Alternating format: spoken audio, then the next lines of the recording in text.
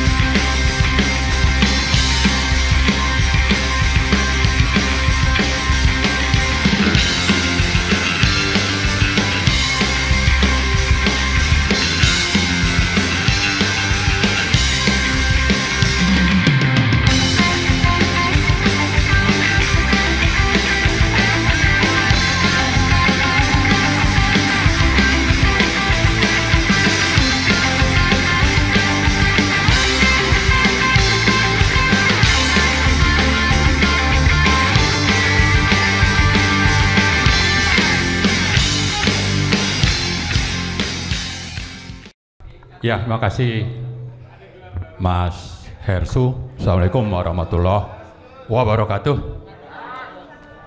Ada beberapa hal, jadi saya perlu klarifikasi ke Pak Said Didu.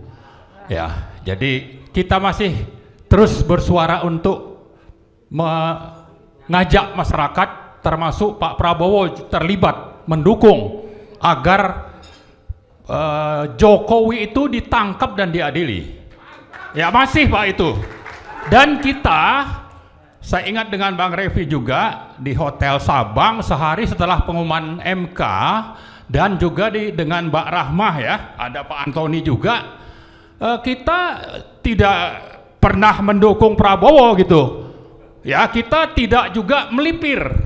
Kita konsisten bahwa Prabowo pun menang Pilpres dengan proses pemilu yang sangat curang.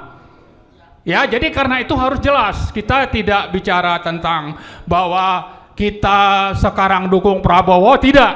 Tapi karena dia sudah ada di presiden kita, apa yang optimal yang bisa dia lakukan, itulah yang kita usulkan. Kalau memang tidak bisa, kami dari Petisi 100 mengajak, karena ini dijamin juga oleh konstitusi, mengajak seluruh rakyat untuk dua-duanya itu diturunkan. Ya, dengan apa? Dengan revolusi. Ini harus supaya dipahami, itulah posisi kita. Yang kedua, sebetulnya ada sekitar 48 peraturan, PP, Kepres dan sebagainya yang dikeluarkan oleh Jokowi menjelang lengser.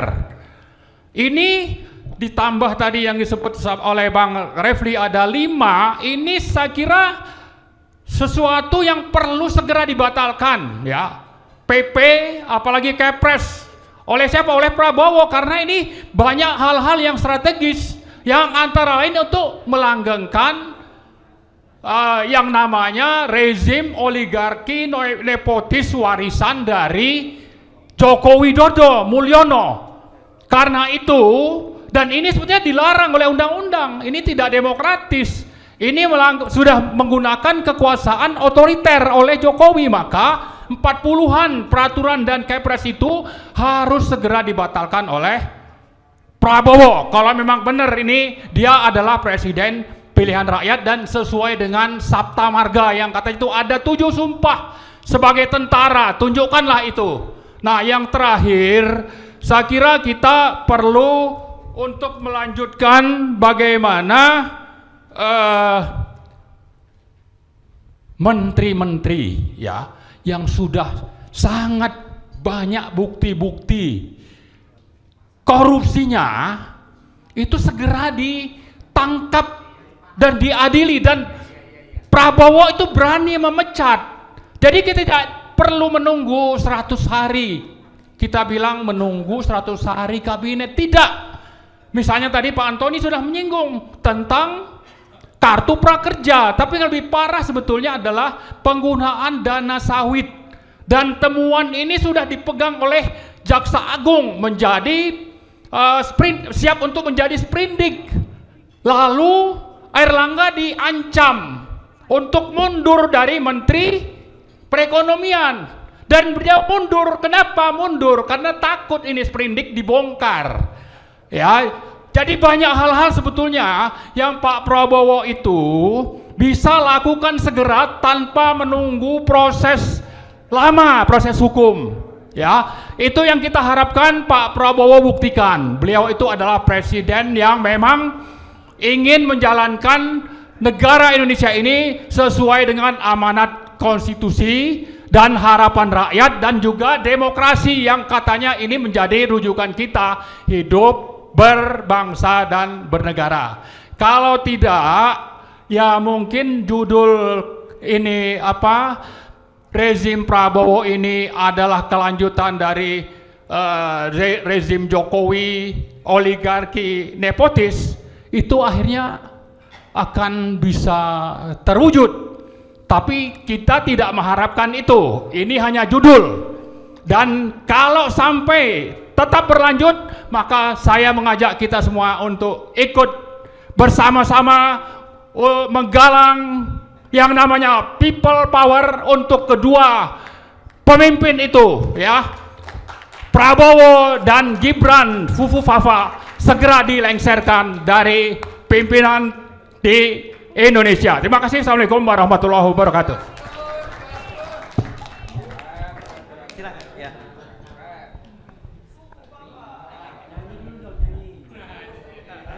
Terima kasih. Izin membelakangi lensa. Bapak dan Ibu semuanya, terima kasih atas waktunya, Mas Hersu. Mohon maaf karena memang tadi pagi saya ada acara jadi terlambat. Kata yang pertama yang harus dilakukan adalah kita buka-bukaan. Ya. Jadi, nah buka-bukaan, jadi saya buka baju dulu supaya kita menunjukkan buka-bukaan. Nah, ini baru buka-bukaan. Ya. Fufufafa. Fufufafa. Nah, jadi tadi sudah banyak yang menyebut soal Pak Jokowi. Ya, itu betul. Ya, tapi saya akan menegaskan dua hal yang lain yang penting, yang juga sama pentingnya, maksud saya supaya kita strategis. Yang pertama adalah memang Fufufafa ini, ya itu clear banget. Jadi memang harus, saya setuju lagunya Mas Refli Harun tadi, ya memang harus dimakzulkan. Jadi harus dimakzulkan. Nyanyi lagi Mas. Rasa cemas, hidup berat, dunia gelap, Fufufafa maksulin saja. Nah gitu. Iya. Dan sebenarnya yang bersangkutan kroninya itu sebenarnya sudah ada ketakutan. Jadi kita nggak boleh mundur, kita harus maju. Ketakutannya apa? Kita beri hormat kepada Dr. Tifa ini, ya sahabat saya yang kita tektok terus. Kita berdua dari dulu ngantemin soal ijazahnya si Fufufafa ini, ya ijazah bapaknya juga. Tapi kenapa? Dan dia sudah takut sebenarnya. Kalau kita perhatikan Bapak dan Ibu, dia sebenarnya sudah ngakuin bahwa ijazah dia tidak benar. Maka di foto resmi yang ada, tolong perhatikan, dia hanya berani nulis Gibran Raka Buming, tidak ada gelarnya sama sekali. Padahal sebelumnya dia masih tulis Gibran Raka Buming BSC. Tapi mungkin waktu konsultasi dan padahal di fotonya Pak Prabowo masih lengkap gelarnya, Jenderal Purnawirawan TNI Haji Prabowo Subianto. BSC itu apa singkatannya? Bak jelas sekolahnya. Iya, bak jelas sekolahnya itu, ya, karena BSC. Karena apa? Karena dia kan ngakunya dulu 2 tahun SMA. Jadi ini penting nih bahan. 2 tahun sekolah di Santo Thomas di Solo, SMA. Santo Yosef di Solo. Kemudian 2 tahun, ayahnya kan masih wali kota, masih powerful. Kenapa nggak diselesaikan? Dia langsung pindah ke Singapura. Dan dia meneruskan sekolah di Singapura itu 3 tahun. Jadi kalau total sekolahnya berapa tahun tuh SMA-nya? Itu harusnya kita curigai. Itu sudah salah satu syarat bahwa dia belum tentu, saya bilang, belum tentu lulus SMA. Tapi kemudian dia tiba-tiba masuk ke university yang cukup hebat, namanya University of Bradford. Ternyata MIDS di Singapura itu sudah tidak lagi kerjasama dengan Bradford. Oke. Kemudian dia seolah-olah lari ke Australia, ke UTS, University Technology of Sydney.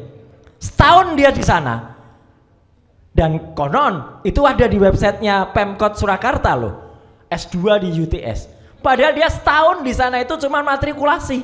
Matrikulasi harusnya beberapa bulan, itu setahun. Jadi nggak lulus juga. Jadi ini kalau ada pemakzulan, Bang Refli dan kawan-kawan semua, ini clear soal pendidikan itu sebenarnya clear. Dia menyatakan tidak benar pada sebenarnya. Dan dia sekarang mulai takut itu, ngakuin itu. Kalau dia berani, dia tulis insinyur dan dokter Andes tadi Pak Taufik ya. Tapi kan dia kan nggak berani. Jadi ini sebenarnya poin bagi kita. Jangan khawatir, maju terus. Sebenarnya sudah ada ini poin. Yang kedua soal Fufufafa ini, clear banget ini sebenarnya. Dan terakhir kan teman-teman juga sudah dengar kan, bahkan BSSN, Badan Cyber dan Sandi Negara, itu menurut konfirmasi bocor Alus Tempo, itu sudah meyakinkan bahwa memang itu benar. Saya juga lagi janjian nih sama Pak Hinsa Siburian untuk ketemu, tapi ya agak mundur-mundur beliau gitu loh. Tapi nggak apa-apa, saya hormati karena saya ingin ketemu dan kita bicarakan hal ini. Dan adiknya pun mengakui. Jadi sebenarnya kita, Pak Saididu, nggak pernah gentar. Cuman cara kita kalau semuanya langsung kita serang berat Pak. Satu demi satu dulu diprotolin dulu. Ya, yang diprotolin Fufufafa dulu. Ini harus, karena ini adalah benar-benar tadi kata Pak Taufik itu ya, kalau suami istri tadi ya. Nah ini bahaya bagi Prabowo. Ya, itu harus kemudian dimakzulkan terlebih dahulu. Dan kalau semalam saya ketemu dengan Prof MK siapa? Ketua MK? Bukan. MKK. Pak Prof Jimli. Nah semalam saya ngobrol dengan Prof Jimli, Profesor Fufufafa, dalam sebuah resepsi. Beliau ngakuin, Mas, saya awalnya nggak percaya, tapi setelah Anda bilang saya percaya. Itu kata-kata Prof Jimli. Ya sekarang baru ngakuin betul Prof Jimli. Tapi saya bilang gara-gara Bapak ini dia jadi wakil presiden terpilih. Senyum beliau, ya gitu. Tapi artinya saya hormati pengakuan Prof Jimli, ya. Tapi artinya apa? Artinya ini memang ada poin. Dan poinnya bukan dia yang 10 tahun yang lalu itu yang kemudian dipermasalahkan, enggak. Tapi kelakuan dia dan oknumnya dia yang mengubah data, menghapus data itu, itulah kejahatan yang barusan dilakukan. Setelah dia terpilih menjadi wapres terpilih, dia menghapus 2100 postingan itu kejahatan. Kejahatan yang kedua, dia hapus juga nama dia. Kalau kita bayar GoPay dan lain sebagainya kemarin itu OVO, dia ganti menjadi Selamat, Selumun Selamat, ya. Tapi nggak selamat nantinya ya, gitu. Karena itu kejahatan lagi. Dia memalsukan data. Itu pelanggaran terhadap Undang-Undang Perlindungan Data Pribadi nomor 27 tahun 2022. Clear. Jadi itu bahan-bahan untuk pemakzulan. Yang kedua, selain tadi, jadi kalau hitungan dengan Jokowi itu yang ketiga. Yang kedua, ini mohon dukungan juga. Yang satu bisa meruntuhkan negara kita, membuat kita bangkrut adalah IKN. Ibu kota negara. Saya kasih poin saja buat teman-teman nanti akan melakukan, dan kita akan melakukan nanti Bang Marwan. IKN itu secara hukum tidak sah sebenarnya. Kecil sederhana banget. Pada saat ketok palu IKN, tahu nggak Bapak dan Ibu, anggota DPR yang menyetujui yang hadir secara fisik berapa orang? Hanya 77 anggota DPR yang hadir dari 575. Hanya 13%. Yang lain katanya hadir secara online, Pak. Kita harus minta terhadap Komisi Informasi Pusat absen dari anggota DPR itu secara online. Kalau memang online bener, ada nggak foto anggota dewannya? Kalau itu hanya online on saja, berarti yang hidupin hanya asprinya atau TA-nya, itu tidak sah. Ya, anggota yang hadir itu harus hadir secara fisik atau dia tampak wajahnya ketika ada. Dan yang saya tahu pada saat tanggal 18 Januari waktu itu pengesahan itu, yang lain on itu hanya on saja, hanya nampak profil picture-nya saja. Kalau hanya nampak profil picture-nya saja, berarti Undang-Undang IKN itu hanya disahkan oleh 13% anggota DPR. Dari situ sebenarnya sudah sah itu untuk kemudian kita gugat. Jadi Bapak dan Ibu, 3 hal poin penting itu saja yang bisa kita lakukan. Yang pertama, setuju untuk terus adili. Kalau ini adik Fufafa, ayahnya Fufafa, ya, bapaknya Fufafa itu dulu. Yang kedua, makzulkan Fufafa. Yang ketiga, udahlah IKN itu nanti jadikan kayak Disneyland saja, ya, gitu. Jadi kalau mau wisata. Kalau itu diteruskan, saya khawatir Prof. Antoni, keuangan kita bangkrut sebangkrut-bangkrutnya. Saya tidak percaya hanya habis 478 triliun, enggak. Akan lebih 478 triliun itu satu ASN pindah ke sana, belum anaknya, belum istrinya, belum keluarganya. Itu akan bisa 10 kalinya. Dan itu Indonesia akan runtuh. Dan kita nggak sayang siapa presiden, tapi kita sayang Republik Indonesia. Selamatkan Indonesia dengan jalankan 3 langkah itu. Sekian, terima kasih. Assalamualaikum warahmatullahi wabarakatuh.